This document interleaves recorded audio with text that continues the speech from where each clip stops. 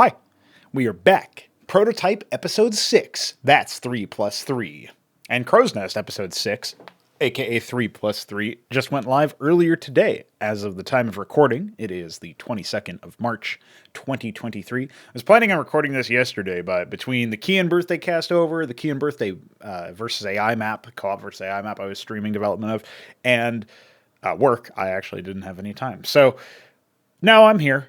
Let's talk about some stuff. So as you can see in the U, also there's 3 new scribes, so shout out to Solstice for working on that model.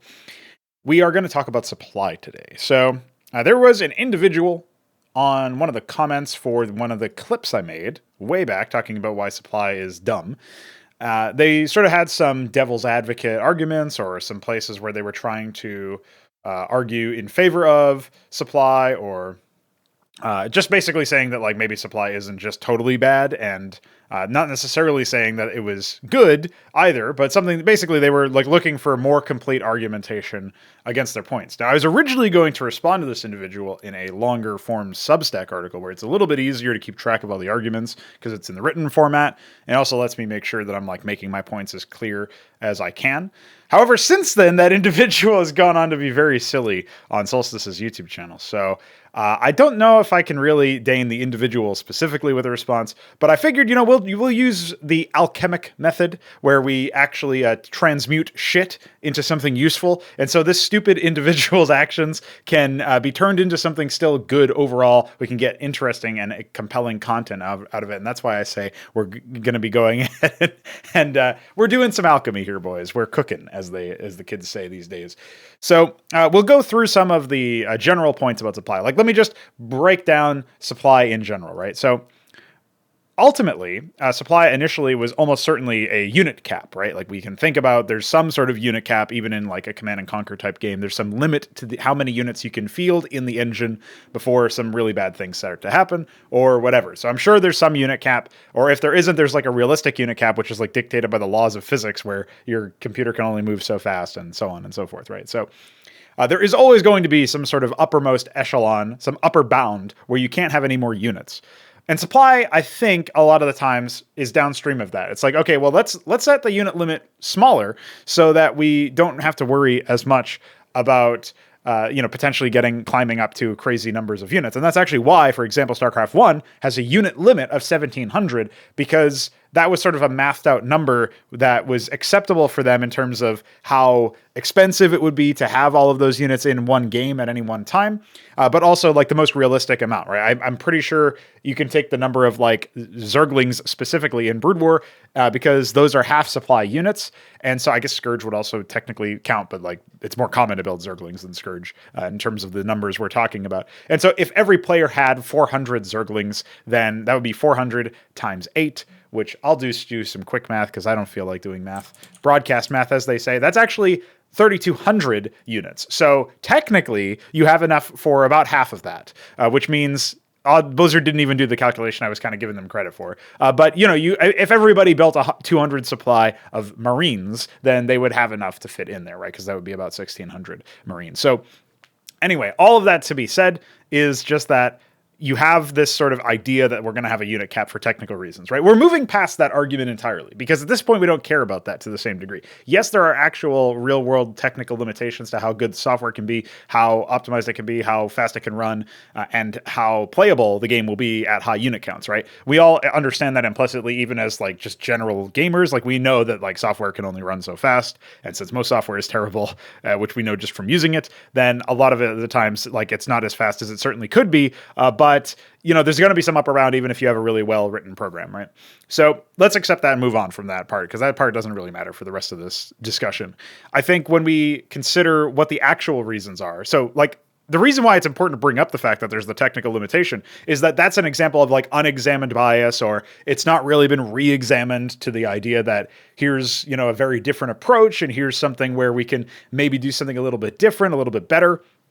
All of those things are important to know because if you don't ever re-examine these, situations that you find yourself in, the paradigms that you operate within, and you don't want to re-examine it literally every second of every day because you'll never get anywhere. But as long as every now and then you go through stages, you think, okay, well, if we were mostly using supply as an extended version of the unit cap because of technical limitations, and those technical limitations are no longer in place because we have faster hardware and we can write better software, then, and we can, of course, most people don't, but they can write better software, then developers don't really have an excuse anymore. Like, that's not really the main thing that they should be citing as like performance-based reasons. Just write a faster program, right? And be better at programming, and you'll get the outcome you need to remove a unit cap or make the unit cap significantly high such that you don't need supply, right? So that can't be one of the reasons why supply exists at this point, unless you're just going to say that, yeah, developers are lazy and they aren't re-examining these biases. Or I suppose you can say you're not interested in a large-scale game, but you can still do that without supply ever entering into the picture. Although, obviously, I guess like supply is also a lazy way to achieve that, right? We think about Warcraft 3 with upkeep. That was definitely performance driven. They definitely didn't know how to make their 3D engine performant. And as a result, they did certainly use supply and upkeep in particular as a way to reduce the unit count. There's mixed messaging on this where like sometimes they pretend like, or they claim that it was actually intentional from a design-based decision and had nothing to do with the performance. But then other developers are on the record saying it was actually a huge issue with performance and they definitely needed to institute some way to reduce the unit count. But generally, again, as developers and as players, you can just observe that when you go from 2D to 3D games, like in an FPS context between Doom and some of the later games in 3D, the enemy counts drop significantly, right? And that's just because it's more expensive to render in 3D. So until people get better handling on 3D rendering, and they still really haven't done this now, although obviously it has been improved, I would say, with things like Unreal Engine 5 coming out with Nanite and Lumen and stuff, especially Nanite in particular for the culling and whatnot, making general objects a little bit less expensive to render, then that does give you the opportunity to still have something in the vein of actual readable gameplay, although most 3D RTS games are not readable, but they still give you the opportunity to have like higher unit counts than you did even in some 2D games in the past, right? So it's not a foregone conclusion that that's the case. But again, we think about like, okay, if you're going to achieve a game that has some sense of scale, like we think about StarCraft 2. There's not really a sense of scale in StarCraft 2. Like the unit count isn't nearly as low technically as Brood War, but you functionally have less effective units because of the engine performance. And that's just because they clearly didn't make scale a priority in their game. So if you're going to make scale a priority in your game, then you have to throw out supply is my assertion. And you definitely can't use like performance-based arguments for why you're keeping supply in because that constrains scale. And you can't say that it's because of performance, because if you don't have the performance to have high units, then you can't really achieve the same sense of scale that you're professing to achieve, right? So anyway, we step behind all of that stuff. If you want some scale, then you need to ditch supply. That's sort of the ethos here. Performance can't inform that, but it can remind you that some people still have not examined the reasons why they're actually doing some of these things. And so hopefully that clears that up, that particular point up, is like, why would somebody still have supply? Well, maybe they just haven't thought about the fact that actually they can make a faster program now, and so they don't really need to worry about stuff as much. Now let's go on to the qualitative and not quantitative, the qualitative reasons for why supply may exist. So I've been on the record before saying, I kind of describe it like this.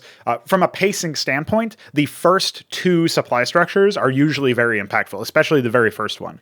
Obviously in StarCraft 2, I think this is still the case now, but for various points in its history, the supply depot was actually a requirement for the barracks. I think they played around with maybe inverting that or making it so that you could build one or the other first. I don't know what the current status is because obviously they change it. What feels like, especially in its heyday, they change it like every weekend, but obviously it was a bit closer to like monthly patches or whatever. Nowadays, I don't know what the status is for that, but that's like one example where like obviously you have to build the first structure. Like they're kind of making it, they're legislating it in that case. But in the context of like Brood War, we think about, you probably do build a supply depot first just because you need to keep building workers and such. That obviously, occupies one of your workers as Terran, briefly occupies one of your workers as Protoss. They get a slight advantage in this equation. And then obviously consumes a worker in Zerg. They get a huge disadvantage in that situation. Because you're using the worker, but you're using the larva for an overlord. And that obviously could have been a worker. And so that's very, very different. So yes, the first couple of supply purchases, I'll say that instead of structures, because obviously the overlord bucks the trend, is a pretty big deal. And obviously does maybe have some positive pacing implications where it kind of slows down the initial set of units and the initial set of structures, makes you spend some minerals and some time scaling up a little bit. Now you can adjust unit costs and even things that like unit movement speeds and durabilities and such to make it so that the early game is not as volatile as it would be if you simply remove supply with no other changes. I find that in general, by the way, this is a huge issue with like trying to get people to think outside the box. Is you'll make a proclamation like, oh, supply should be removed, or the unit cap should be lifted, or you should be able to select infinite numbers of units. And the response is usually, wouldn't that make this thing broken though? That's a stupid change because obviously this is broken if you do that. And, they never really understand that when you're talking about changing a core mechanic or some sort of UI element, you're also talking about obviously following through with that and making the new version of the game continuing to change it. You can't just pull one switch that touches everything in the game in terms of like how it interacts with gameplay or how it interacts with the user interface and claim, oh yeah, just removing this wholesale with no other changes is going to universally improve the game. I think that when you remove stuff like supply and upgrades, you do tend to get a better default, but there's definitely going to be certain cases, especially in the early game pacing, where maybe you've now created a situation where you have to balance yourself out of that. And that's definitely the case for, supply, just because you have so many more ambient minerals that you haven't been spending on supply structures, and you have your stuff out faster, your workers are out faster, obviously your production structures are out faster. That means your military is out faster. Maybe you expand faster or whatever. And that can give you into this weird arms race where, especially if you have maybe compact maps, like a lot of the CMBW maps have hitherto been, you're going to be in really rough situations if you ever want to do a slow boil macro play. It's going to bias the game a little bit more towards this very rough, aggressive early game. And there's a time and a place for that, but obviously you would want to have a little bit more strategic diversity, we could say. And as a result, you are going to need to do some other balancing. So anyway, that's just a bit of an aside, but generally speaking, when I'm talking about making a change like removing supply or removing upgrades or what have you, there has to be additional points to that instead of just doing the initial removal, which is not actually that easy in Brood War because of all of the reverse engineering you have to do. But you could imagine, okay, just flip a switch and that's actually all you have to do. Yeah, okay, you flip the switch, but what else do you have to do as a result to follow up with that, to make that change fully realized and actualized? And by that, I, of course, mean something that actually is good. So, in general, we'll talk a little bit about some of the things that you have to do once you do remove supply. But again, going back to the pacing argument, pacing is affected by supply. Supply definitely does slow down the early game. After that, though, a lot of the choices are just turning into chores. You don't really ever interact with the system theoretically. It's never really a good decision to not get more supply as long as you are, sort of rationing it out about, maybe depending on how much production you have, it also dictates how much supply you want to lead yourself with. You can kind of think about it as like leading a target that's moving away from you, or moving laterally to you. It's like, okay, well, I need to lead my projectile attacks so that they actually hit the enemy when they strike. So it's sort of the same thing with supply. You have to lead your actual current army population, because as you continue to produce more production structures, you need to be able to continue to produce more units from them. Otherwise, they're not really giving you much value. Ergo, you're going to need to continuously produce supply structures to keep up with that. Or in the case of Zerg, it's going to be, the more hatcheries you have, the more overlords you have to build. And so anyway, all of this is to say that it becomes a chore after, I think, again, the first two supply purchases. After that, it no longer really is that interesting. You get diminishing returns with every single structure. I would even say the same is true for the second one. It's just that the second one is still in such an early stage of the game that it still does actually have some significant impact. After that, it's, again, just a chore. There's really no greater strategic thinking about it. You have to have entire swaths of the map design laid out such that you can build farms of supply depots, and pylons obviously have some power, so there's like a little bit of extra, you would almost say overdetermination for that particular structure where it has many things going for it. But beyond that, the supply depots themselves don't do anything like that. you can build them as part of walls, and that's pretty much it, right? So after that, you just have to build them. You stuff your overlords into a corner somewhere, and again, like the first couple overlords, you use them as scouts. You use them as spots where you can like maybe fly over some enemies that are only building ground units that attack ground or something to that effect, right? And so anyway, you can do all of these things with the first couple of purchases that actually have multiple roles. But I would argue that the interesting part of them is the stuff that is unrelated to supply. It's the scouting, it's the detection, it's the eventual transport, it's obviously in the case of Protoss, powering your structures and affecting your base layout. And for the Terran stuff, it's forming a wall or, creating a sim city that makes it easier for you to micro in a defensive posture. Those are interesting things because they affect gameplay and affect interactions between players. The actual ability to continue to use my production structures is not really the same thing.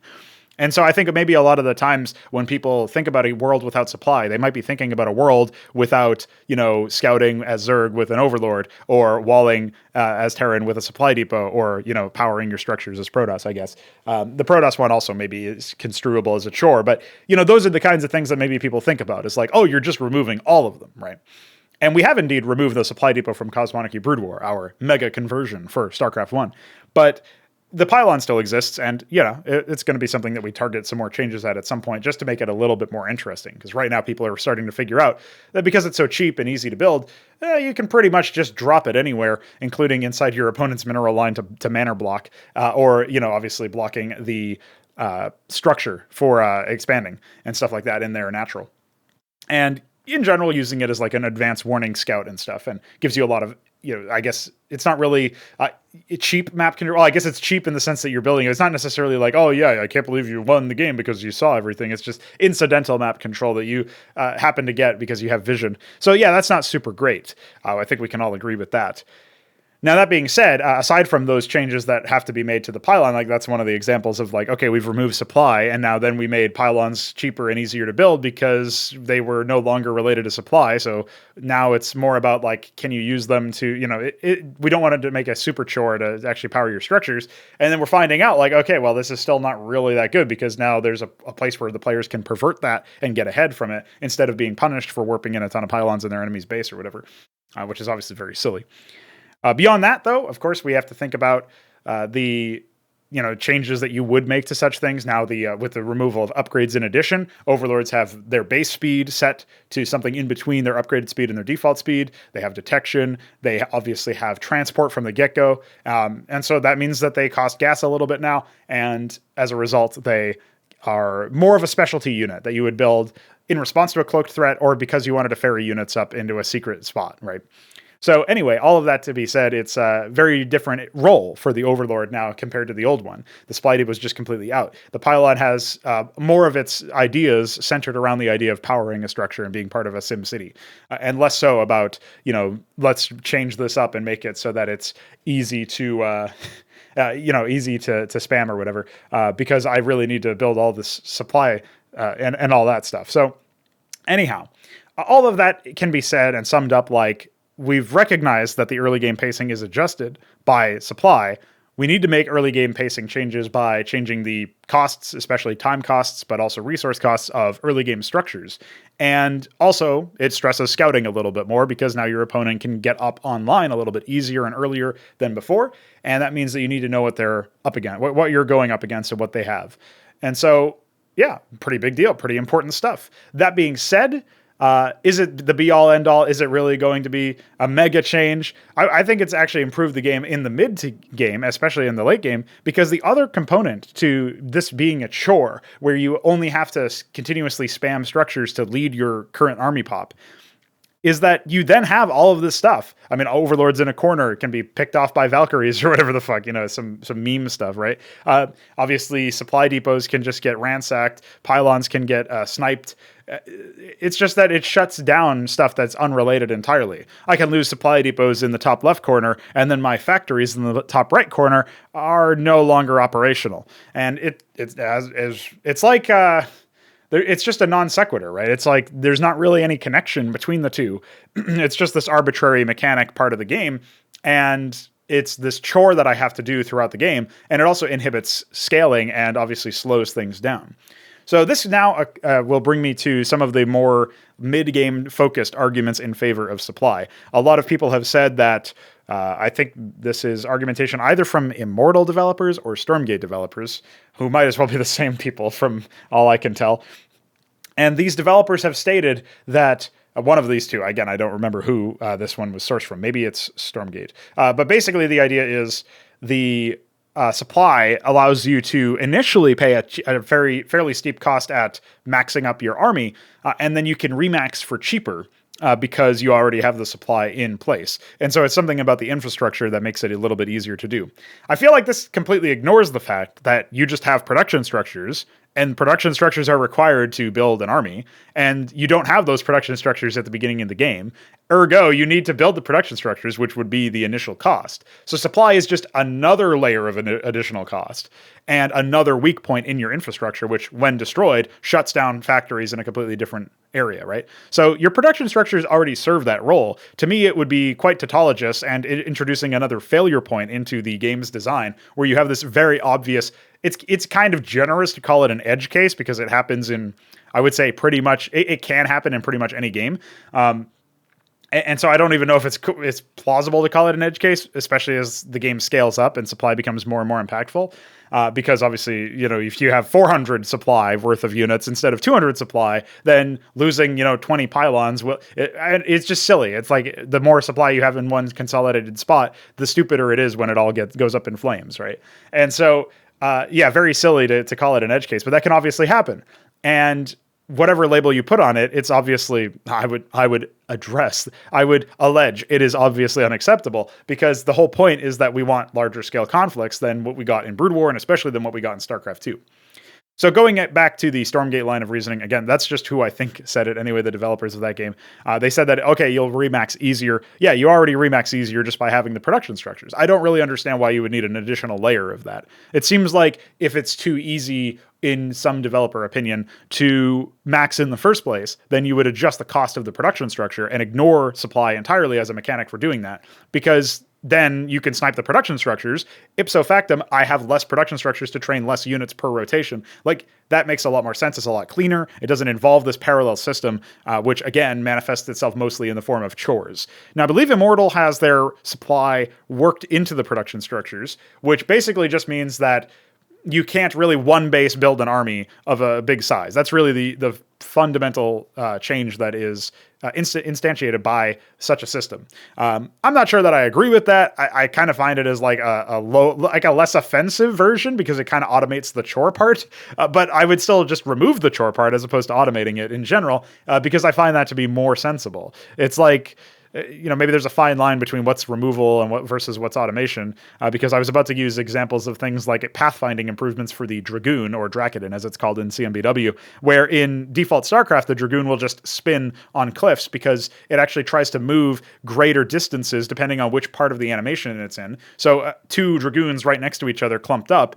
will actually decollide a little bit. Well, they won't decollide, but they'll path around each other as if they were an obstacle, because one of them is moving, say, 4 matrices and the other is moving 6 matrices. I think these are pixels, actually. I can't remember. But either way, like, they're moving that many units, and the different amount of units means that, the one that's moving more has an obstacle, it thinks, in front of it, because that one's moving slower in that one frame. And so, yeah, just removing that variance and making it so that it's exactly even every time is actually something that helps a lot in the pathfinding sense. And that's why Drakidens perform much better in that particular department. And that just frees up APM, where you don't have to babysit your units, right? You don't have to complete this chore. And so, yeah, you can claim that maybe that's automation, but in the pathfinding case, I would just say it's removing. Like, it doesn't really matter in that particular spot. In the case of the Immortal spot, they're just making the decision into one instead of two separate actions, I guess, because it's not really a decision. Again, you never want to have less supply structures, you know what I mean? Like, unless you have less production structures and thus less army, maybe then you want less supply structures. But it's like,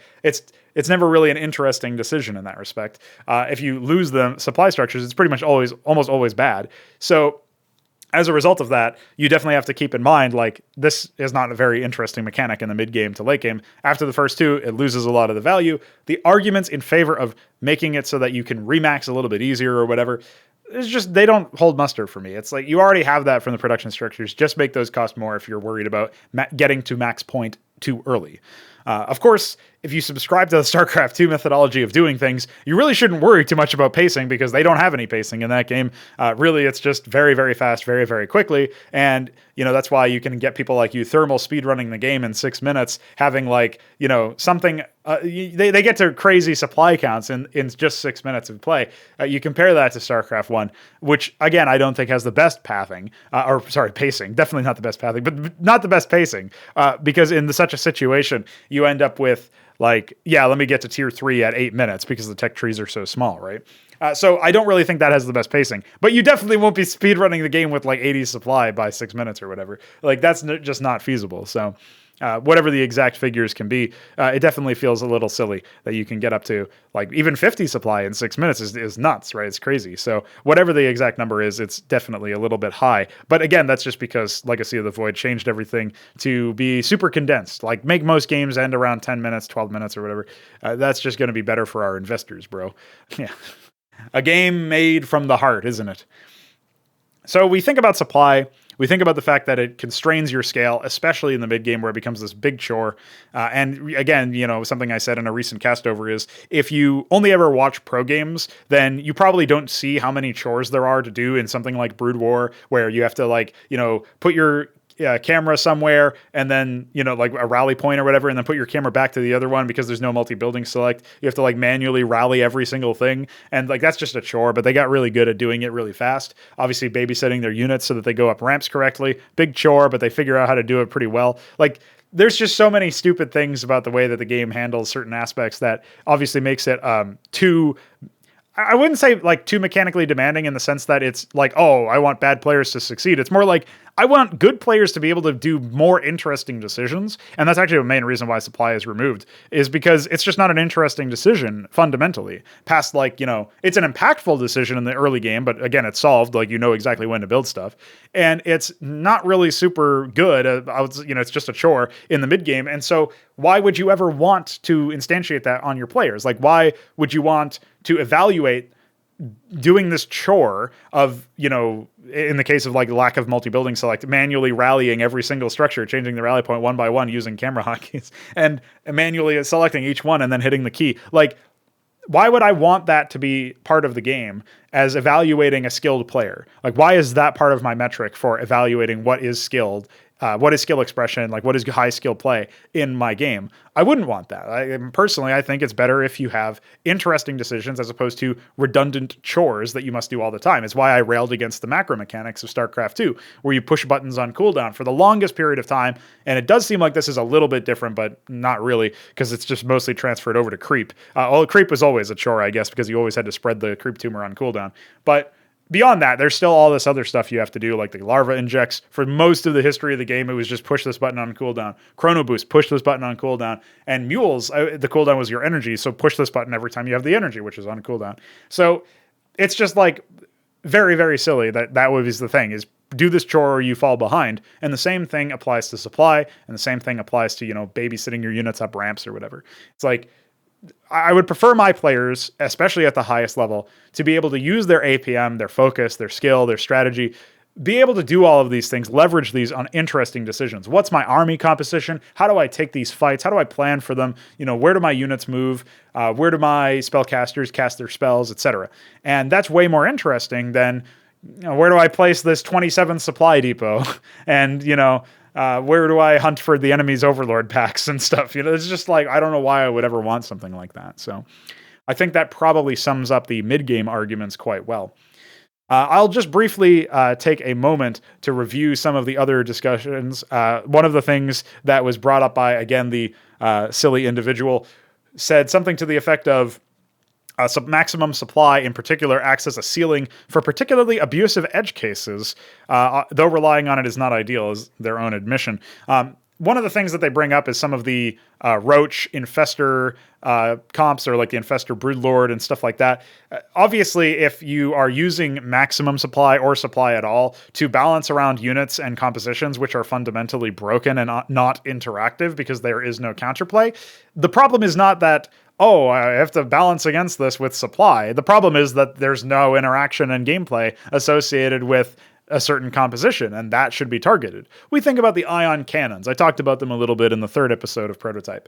So obviously that's 3. And when I'm thinking about ion cannons, I'm thinking, yeah, there's a point at which they don't really become particularly interactive. And maybe the change to them doesn't even fix that point. Like maybe it just moves that point further back in the game's sort of status or whatever. In an ideal world, the ion cannon would be significantly larger, but there is a limit to how big graphics can be. So I would actually want it to be much larger. Then I could make it more durable and probably, more, maybe the same amount of impact. And then it would be more like, okay, I can only fit so many of them or whatever, right? And funnily enough, they might even be reduced in actual resource price because now they have a steeper price for build space, which is kind of interesting. But anyway, all of that to be said, it's like, okay, we have the ion cannon example in CMVW. This is my example of a case where, yeah, there's this uninteractive composition of things. And, you could try to balance that one out, specifically that specific unit. I certainly wouldn't want to introduce a maximum cap of ion cannons you can have, which, by the way, is exactly what the maximum cap of supply is. It just happens to apply to every unit. So you can kind of use it as a similar sort of idea for what the structure might actually be, or what the actual way of interacting with a supply cap actually is, right? It's like, okay, I can only build so many of whatever units, and some units cost different amounts of supply, and therefore I can only build so many of those units. Now, we think about maxing out and all that other stuff. It's just at some point you can't actually leverage economic advantages that you've gained by taking more bases, or tech advantages you've gained by greedily expanding and then quickly, filling up your tech to the highest level and all this other stuff. You can't really leverage these things because supply stops you from actually doing that, even once you hit a cap. Like caps are even less understandable to me than actual supply, because I don't understand why you would ever have a cap. Like, what is the point? If the point is to protect against you infinitely spamming, units which are broken together or individually or whatever, then clearly the problem is with the unit, right? Like, we can all agree that if the unit wasn't broken, then you wouldn't need to rely on the cap, right? And again, this individual comment obviously explains, hey, I understand this is a stupid thing to rely on, but obviously it protects against this edge case. Well, I try not to imagine that developers are so incompetent that they can't actually fix a problem when it crops up. Unfortunately, that is often the case. So I'm not necessarily surprised that maybe somebody would think of supply as this thing that is protecting developers from doing an interesting and, not even necessarily interesting, I guess, but like doing a design exercise which results in a better and more interesting game. Like, yeah, I mean, if developers really don't want to do any work, then I guess maybe that would be something sensible to understand, is like, well, this is why it exists. But I try to assume that the developers can be competent if they choose to, even though, again, they haven't really demonstrated the ability to do that. But, I assume that they're just caught up in some other development, and especially with games like StarCraft 2, I mean, you're talking about a game that's mostly been made by investors. So, or at least directed by it, right? Like, obviously the investors didn't do any of the dirty work, but they certainly, an attempt to please the investors specifically was definitely resulting in some things that we see in the game. And I think that's pretty easy to say, and probably not going to be much different from any of the Stormgate or Immortal type games that are coming out in the maybe near future, maybe far future, whatever. So all of that to say, to wrap up, I think supply is just very dumb. I don't think that it's ever been actually good, and removing it has not resulted in any issues that we haven't then accounted for in the early game pacing. Certainly has made the mid to late game pacing a lot better. And yeah, I mean, if there's going to be cases where you have uninteractive compositions which are unlimited by the supply being removed and the supply cap being removed, then of course the solution would be to balance those compositions, or perhaps make it so that it's so expensive to get those compositions and takes so long to get those compositions that your opponent should have something of equal force and equal value. Oh, that was the other thing I was going to mention about the ion cannon example of an uninteractive composition, is maybe the way that you balance it out, instead of, addressing balance for the ion cannon specifically, is simply giving the other races answers, and not in a hard counter way, but something that compositionally works well against what the ion cannon symbolizes or embodies, is this very crazy high range structure which can be an entrenched position, right? It's a very Terran identity, like, is very worked into the Terran identity. And so maybe things just need to be better for siege breaking, right? Maybe that's the big thing. Maybe we need more long range units or, some sort of way of enduring on the battlefield. Obviously, I was thinking about Protoss projectile redirection even before the ion cannons became somewhat meta. And that would be a huge boon in this particular case, because it would just turn the projectile back onto itself. And maybe that would feel a little bit too hard countery, but these are all examples of things we can explore. And it's not like it's really impossible to do this stuff. It's actually, if anything, your ability to make changes to the meta or make changes to the design direction of certain units and etc.